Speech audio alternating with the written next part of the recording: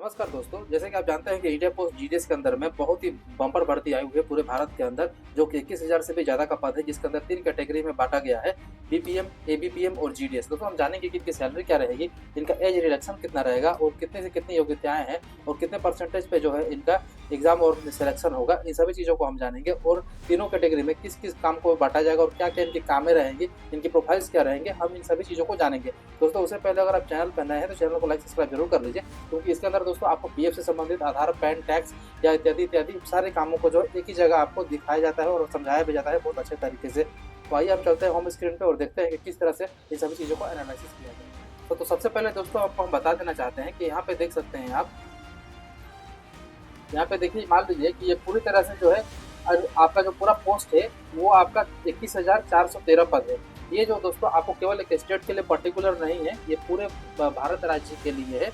ठीक है, तो इसमें आप लोग ये गड़बड़ मत कीजिएगा कि सोचिएगा कि 21,413 है तो केवल आपके स्टेट के लिए, ऐसा नहीं है बिल्कुल दोस्तों। कुछ कमेंट्स हमारे पास आए थे जो कि मुझे वीडियो बनाने पड़ रहे हैं, तो अब हम आपको बताना चाहते हैं कि जो 21,413 पदें हैं, इसके अंदर किन-किन जगहों पे और किस-किस कैटेगरी को कितना-कितना सीट दिया गया है। तो आइए सबसे पहले मैं आपको दिखा देना चाहता हूँ। देखिए दोस्तों, जैसे मान लीजिए कि 6 नंबर सीरियल नंबर पे बिहार है।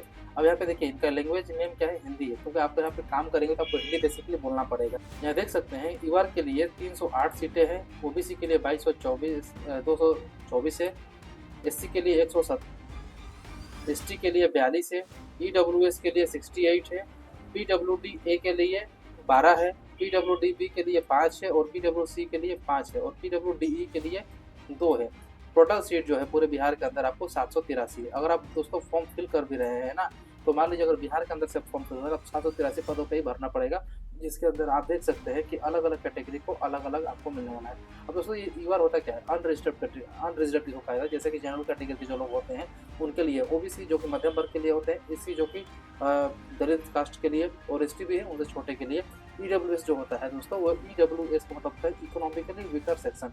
जैसे कोई व्यक्ति मान लीजिए कि बड़े कास्ट से संबंध करता है, जैसे राजपूत, मुंजार, भूमियार इत्यादि, तो उनको जो है ये वो ईडब्ल्यूएस अगर बना के अगर अप्लाई कर रहे हैं फॉर्म को, तो उनको इसमें जो छूट है वो नहीं मिलने वाला है दोस्तों, क्योंकि पोस्ट ऑफिस में आपको छूट नहीं दिया जा रहा है। जो भी कुछ परसेंटेज की जो रियायतें मिलती है अदर जॉब में, वो आपको यहाँ पे नहीं दे रहा है।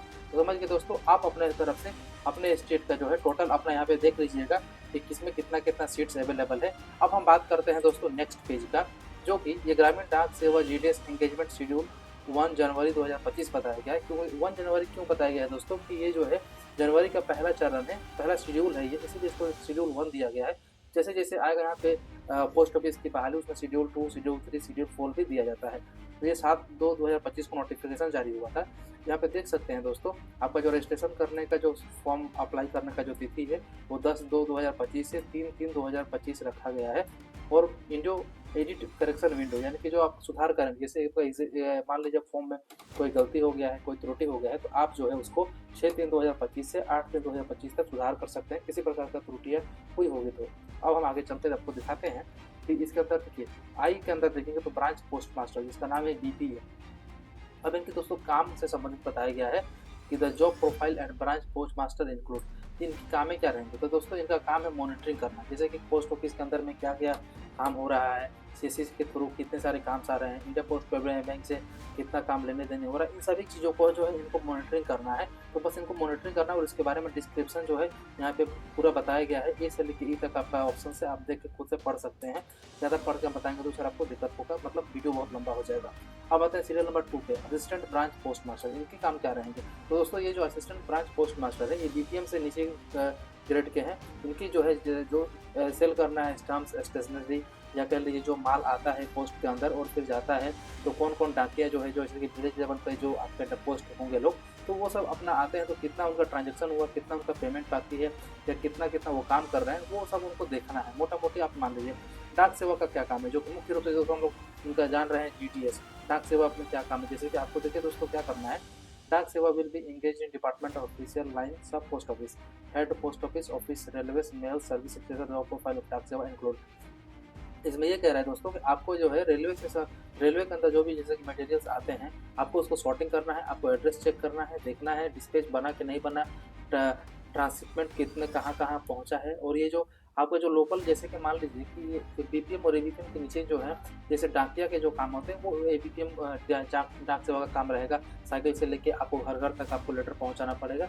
ये दोस्तों उनका काम हो गया। अब दोस्तों इसके अंदर सैलरी क्या रहेगी, तो देखिए दोस्तों सैलरी के बारे में बताया जा रहा है आपको, ठीक है ना। सैलरी के बारे में आपको बताया जा रहा है। बेसिकली आप मान लीजिए कि ब्रांच पोस्ट मैनेजर अगर आप कैटेगरी पे शामिल होते हैं तो आपको 12,000 रुपये से 29,380 रुपये मिलेंगे, जिसके अंदर आपको हर महीना साफ साफ लिखा हुआ है which will carry annual increase 3% subject to fulfilment of conditions. यदि आप शर्तें और नियम के अनुसार अगर आप सब कुछ परिपूर्ण है तो आपको 3% की इंक्रीमेंट जो है आपकी सैलरी में बढ़ोतरी की जाएगी हर वर्ष। ये साफ साफ कहा गया है। यदि आप डाक सेवा और एबीपीएम के लिए हैं, असिस्टेंट ब्रांच पोस्ट मास्टर या फिर डाक सेवा के लिए, तो आपको 10,000 से 24,470 रुपये है। अब दोस्तों ये कहा जाएगा कुछ लोगों की तरफ से कि क्या जो बीपीएम को जो 3% सैलरी बढ़ेगा तो क्या हमारा बढ़ेगा कि नहीं? जी बिल्कुल बढ़ेगा। ग्रेजुएटी के साथ जो है आप दोनों ही इसके अंदर कवर होते हैं। आपको जो है नेशनल पेंशन स्कीम के तहत भी आपको कवर किया जा रहा है। यहाँ पर साफ साफ देख सकते हैं, national pension system applicable to regular employees. जो लोग नियमित रूप से इसके अंदर हो जाते हैं, जॉब लग जाता है, तो उनको एनपीएस के अंतर्गत आके रिटायरमेंट होंगे तो आपको एक अच्छा खासा पैकेज मिले, यानी कि रुपए मिले। तो समझ गए दोस्तों। अब हम आते हैं यहाँ पे, देखिए एज रिलैक्सन के बारे में कहा जा रहा है। रिलैक्शंस इन अपर एज लिमिट। दोस्तों अपर लिमिट और बिलो लिमिट का मतलब ये होता है 18 से नीचे हैं, जैसे कि 16-17, उसको बिलो कहा जाता है। अपर का मतलब होता है कि अगर आप 40 साल तक आप इस फॉर्म को फिल कर सकते हैं, और यदि 40 साल तक अगर आपका एज क्रॉस कर गया है तो ऐसे कंडीशन में आप जैसे कि देख सकते हैं यहाँ पे देख सकते हैं 1 नंबर में शेड्यूल कास्ट और शेड्यूल ट्राइब कास्ट यानी एससी एसटी को 5 साल का छूट दिया जा रहा है। जैसे अगर आपका 45 वर्ष अगर आपका एज हो गया है तो फिर आप इस फॉर्म को 40 साल के लेवल पे भर सकते हैं। ओबीसी जो है अदर बैकवर्ड क्लास, ये 3 साल पे है। जैसे आपको 43 एज हो गया है तो आप 40 साल के एज तक इसको फॉर्म को फिल कर सकते हैं। इकोनॉमिकल वीकर सेक्शन को नो रिलैक्स दिया गया, यानी कि देखिए दोस्तों यहाँ पे इनको एज में कोई भी इनको मेरिट लिस्ट में छूट मिलेगा, लेकिन एज में इनको कोई छूट नहीं दिया रहा है। टोटली इनको कलेक्ट किया जा रहा है। उसके बाद में पर्सनल विद डिसएबिलिटीज पीडब्ल्यूडी 10 साल। जैसे मान लीजिए कोई व्यक्ति अगर 50 साल हो गया और 40 साल के फॉर्म जो है कुछ डिसेबिलिटीज है तो वो फॉर्म को फिल कर सकता है, इसमें कोई डाउट की बात नहीं है। Person with disability PWD plus OBC, इनको 13 साल मिलेगा। अगर मान लीजिए कोई आता है पिछड़ा वर्ग से आता है और वो विकलांग है तो वो 13 साल की छूट ले सकता है। और आपका पीडब्ल्यूडी एससी एसटी से आते हैं तो आप 15 साल का छूट ले सकते हैं। दोस्तों आप इस तरह से जो है अपना कैटेगरी अपना एज मिला लीजिएगा, ठीक है ना। अब आप समझ गए दोस्तों कि किस तरह से ये काम को करना है, कैसे करना है, समझ गए। इनकी एज की भी रिलेक्शन है वो भी बहुत अच्छे तरीके से इसको डिस्क्राइब किया गया है। अब दोस्तों आता है क्वालिफिकेशन, जो मेन मुद्दा है कि कितनों पे हम बढ़ेंगे। दोस्तों आपको जो है इस फॉर्म को फिल करना है तो आपको 10th स्टैंडर्ड क्लास मिनिमम कम से कम पास होना चाहिए। कम से कम जो इंडियन गवर्नमेंट स्कूल से, स्टेट गवर्नमेंट या फिर यूनियन टेरिटरीज इन इंडिया, आपको इन सभी चीज़ों से 10वीं पास कम से कम होनी चाहिए, ठीक है ना। उसके बाद में आप जब नीचे आएंगे तो आपको अदर क्वालिफिकेशन क्या है, जैसे मान लीजिए computer of knowledge of cycling, educate means of livelihood, यानी अगर आपको कंप्यूटर का अगर आपको नॉलेज है तो फिर आपको बेटर हो कि आपको ऑफिस के अंदर आपको जॉब मिल सकता है अगर आपका सिलेक्शन होगा तो एक बढ़िया है।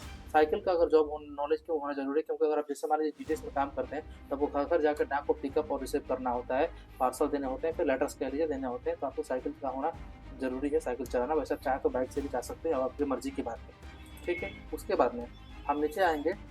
अब उसके बाद दोस्तों हम आते हैं तो यहाँ पे देख सकते हैं 4 नंबर पे लिखा है for applicants having only grade subject wise marks will arrive for each subject by applying multiple factors 9.5 in the following marks. अब दोस्तों ये 9.5 क्या होता है मैं आपको बता देना चाहता हूँ। देखिए ग्रेड 1 से लेके और ग्रेड 2 भागों में बांटा गया है, grade 1A, grade 2, B1, B2, C1, C2 और D।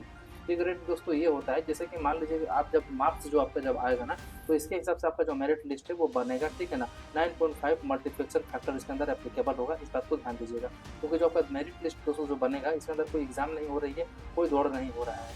और एक बार बता रहे हैं यहाँ पे therefore the system will award uniform 66.655 in such case of candidate has to select pass against each subject while applying online. जानिए कह रहा है कि आपको जो है यूनिफॉर्म जो भर्ती मिलती है जैसे कि डाकिए का, तो आपको यूनिफॉर्म से ही सम्मानित किया जाएगा, आपको मिलेगा। जबकि अगर आपका हर एक विषय में 66.67 अगर आपका मार्क्स है तो आपको भर्ती भी मिलेंगे, जैसे आप कह लीजिए उनका जो सिस्टम यूनिफॉर्म से रहेंगे वो उनको मिलने वाला है, ठीक है। तो ये भी एक बहुत ही अच्छी बात है, ठीक है। अब आगे हम बढ़ते हैं दोस्तों, तो यहाँ पे देखिए बता रहा है will be carry to following documents original as applicable to seats of self attested photocopies for submission. जब आपकी बहालियाँ हो जाएंगी या फिर जब डॉक्यूमेंट्स वेरिफिकेशन होगा उस वक्त आपसे कहा जा रहा है कि सेल्फ अटेस्टेड यानी कि सिग्नेचर कहा जाएगा फोटोकॉपी पे करने के लिए 2 फोटो लगेंगे, आइडेंटिटी मार्कशीट, आधार कार्ड, जाति, पीडब्ल्यूडी सर्टिफिकेट्स आएंगे तो पीडब्ल्यूडी ले लीजिएगा, ईडब्ल्यू से आएंगे तो ईडब्ल्यू से ले लीजिएगा, ट्रांसजेंडर है या फिर जो भी आप जो यहाँ पे डॉक्यूमेंट्स आप पढ़ सकते हैं, इसके अंदर आपको सारे डॉक्यूमेंट्स लेके आपको जाने पड़ेंगे। जाने के बाद में वहाँ पे आपका डॉक्यूमेंट्स वेरिफिकेशन होगा, उसके बाद आपको जो है पोस्ट डिसाइड किया जाएगा कि कहाँ पे आपका जो जॉब है वो आपको दिया जाए। ठीक है दोस्तों, तो इस तरह से जो आप समझ गए कि पूरी तरह से जो है किस तरह से आपको ये काम करना है और किस तरह से आपको सैलरी क्या रहेगी, आपका एज रिलेक्शन क्या रहेगा। अब हम बात करें कि फ़ोटो अपलोड करने के लिए तो आपको वर्तमान फ़ोटो चाहिए जो कि 50 केबी से ऊपर नहीं होना चाहिए, 50 केबी से नीचे होनी चाहिए। और सिग्नेचर जो है दोस्तों वो जेपीईजी फॉर्मेट में होना चाहिए। ये 20 केबी से ऊपर नहीं होना चाहिए, 20 केबी से नीचे होना चाहिए। आप इस फॉर्म को मोबाइल से भी भर सकते हैं या फिर कह लीजिए लैपटॉप से फिर कहीं से भी भर सकते हैं, मतलब 10th पास होना चाहिए दोस्तों और अच्छे खासे मार्क्स से पास हो जाएगा, ध्यान रखिएगा इस बात को। अब हम नीचे आते हैं तो यहाँ पे देखिए बताया जा रहा है list of local language for विदेश एंगेजमेंट।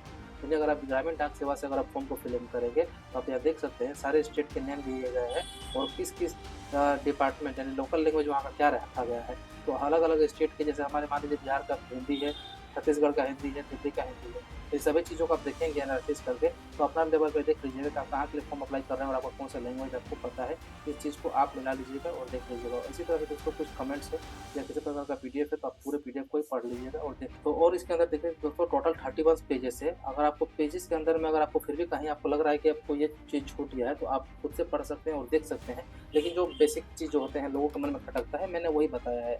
अब दोस्तों बात यहाँ आती है कि जैसे मान लीजिए कि आपको अप्लाई करना कैसे है, तो आपको यहाँ पे आना होगा रजिस्ट्रेशन पे।